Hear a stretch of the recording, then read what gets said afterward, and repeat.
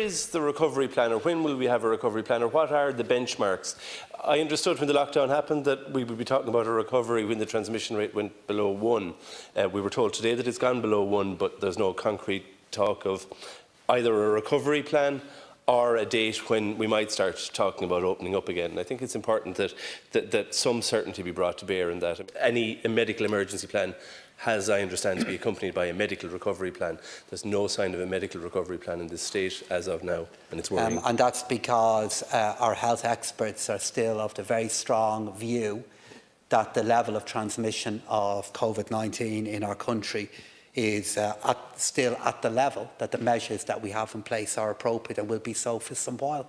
I'd return to an issue which I've raised with you in this House twice and also privately, and that's seasonal workers, particularly in the tourist industry, who weren't covered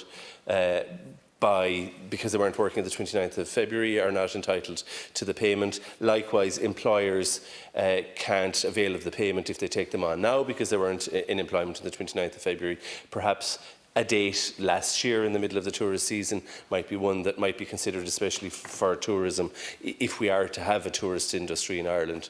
In relation to seasonal workers, Deputy, you have raised this with me on a number of occasions. The reason why they're not able to access the pandemic payment is because they were not working on the 13th of March. But Minister Ross, Minister Griffin have asked to meet me on this matter because it has been raised with them as it has been raised with you, and I will meet them.